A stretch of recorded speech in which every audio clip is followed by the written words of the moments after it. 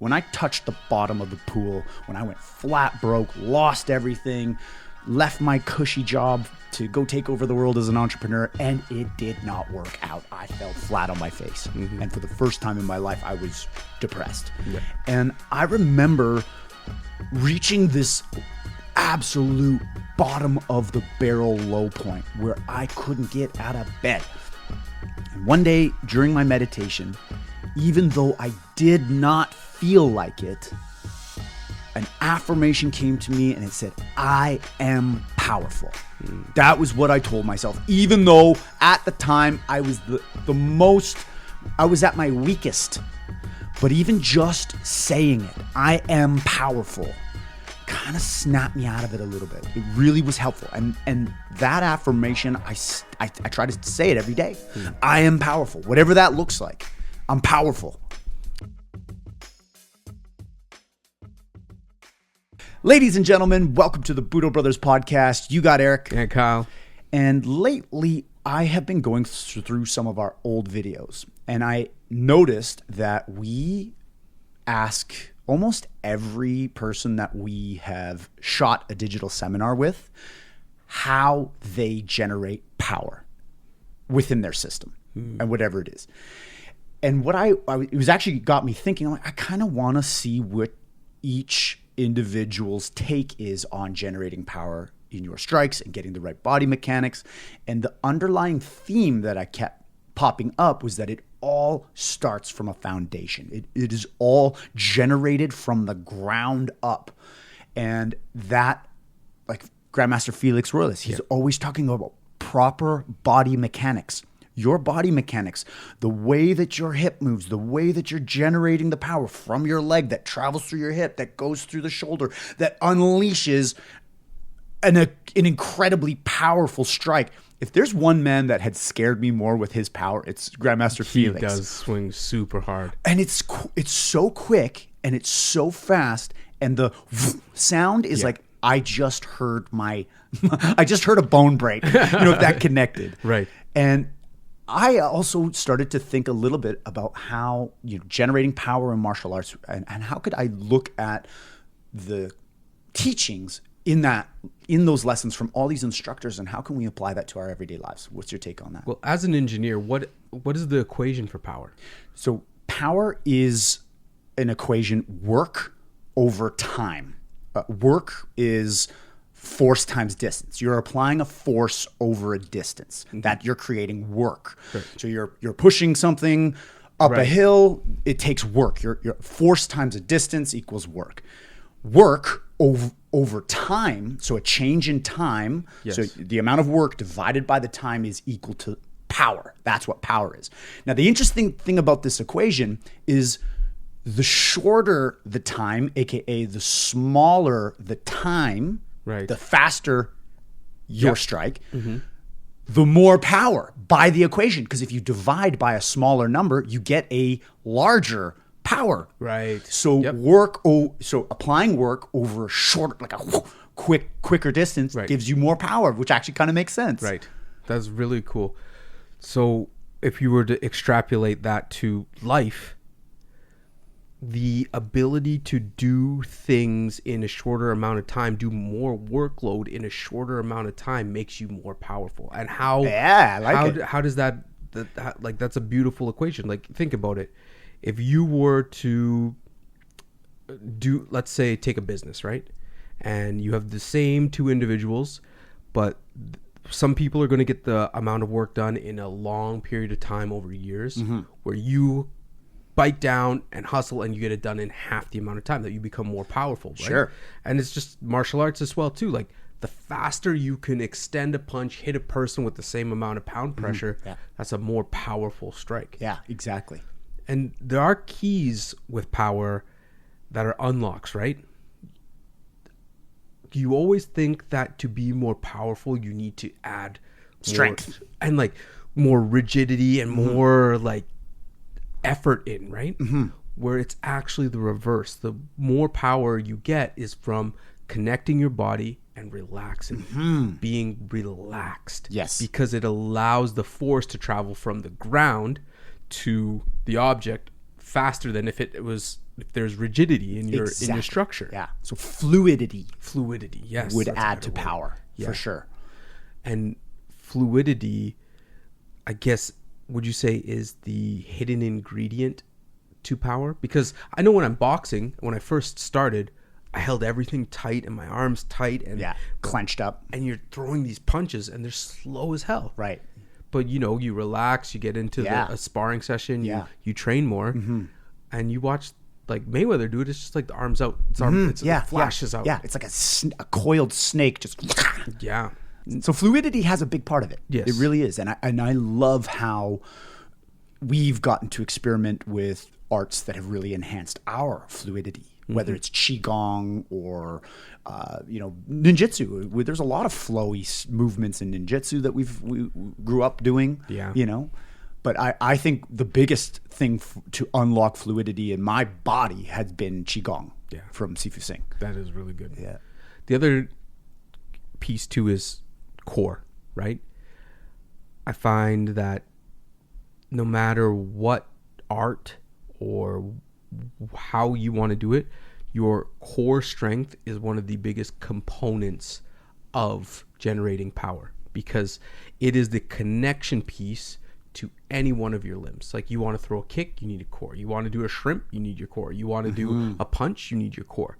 So your core strength and your ability to move your core, have support through your core, and it will dictate your power, right? Because the rotational force or the ability to apply pressure. So training your core strength, mobility. I know rope flow was great for that. I know there's a lot of different exercises to do, but it's hard to find a martial arts technique that doesn't use your core strength. Yeah. And how interesting is that? Without a core, you can't generate power. Without the core ingredients in life, it's hard to be effective. Like the core foundation of what makes us all unique, having that strong helps us be powerful humans. Yeah. Not just in martial arts, but like the physical core is obviously required to generate a hard punch. But in life, if the core of the depths of our soul and the what we constantly are working on is the core of who we are, to try to become better, to try to learn lessons that make us better people, having that strong by definition makes you more powerful. And there's a lot within it, because another thing too is removing excess. Like removing excess movements, removing energy leaks, removing all of the things that aren't going to just supply the maximum amount of power. Like, for instance, with a stick strike, if you go back and you overextend way backwards and then you waste all this energy in inefficiency. It's not efficient. Being as efficient as possible in your movement helps you to not have any energy leaks throughout the movement pattern. And efficiency, even just like we've kind of gone into math mode with that original question, but efficiency is looking at how much energy can be conserved. A highly efficient motor will transform electricity into mechanical energy very efficiently. So say like a crazy efficient motor would be like 80%.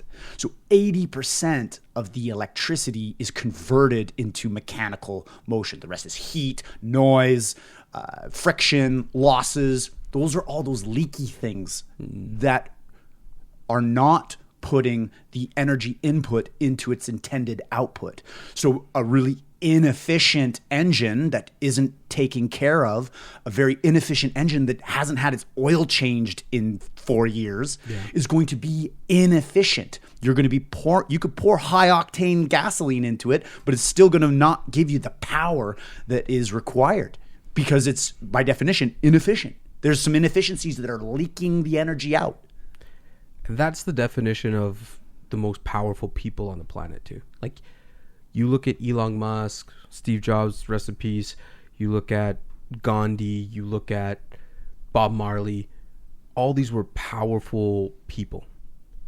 But the reason that they were powerful is because they found out what they were good at, their skill. Let's take Bob Marley, powerful, influential guy, Gandhi, and they removed all the inefficiencies that are preventing them from doing what it is that they were put on this planet to do, and they just focused on providing their most potent skill set. Right.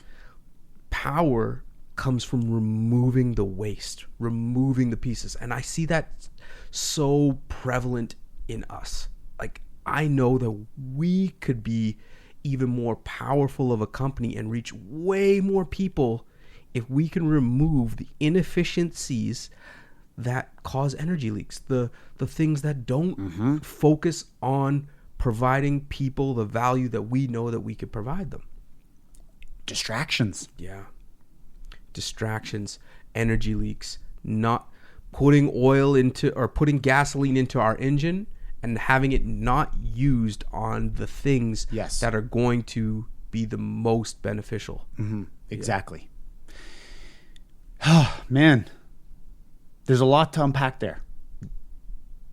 For sure. But on the take of just bringing it back to power and power generation. That's the key topic here, because I could go down 1,000 rabbit holes. But the one I think that would be really interesting, just as a thought experiment, I look at when I touched the bottom of the pool, when I went flat broke, lost everything, left my cushy job to go take over the world as an entrepreneur, and it did not work out. I fell flat on my face. And for the first time in my life, I was depressed. And I remember reaching this absolute bottom of the barrel low point where I couldn't get out of bed. And one day during my meditation, even though I did not feel like it, an affirmation came to me and it said, I am powerful. That was what I told myself, even though at the time I was I was at my weakest. But even just saying it, I am powerful, kind of snapped me out of it a little bit. It really was helpful. And that affirmation, I try to say it every day. I am powerful. Whatever that looks like, I'm powerful.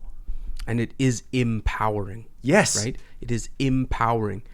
Empowering to me means taking control of your power, of your destiny, of your life, of the things that you do on a daily basis that make you perform well. Yes. Right? Yep. And self-defense is a tool that can empower people. Yep. Martial arts is a tool that can empower people because you feel like it makes you feel like I can have some control in some of these situations because I've pressure tested, because I've done all these different things. Yeah. It empowers you.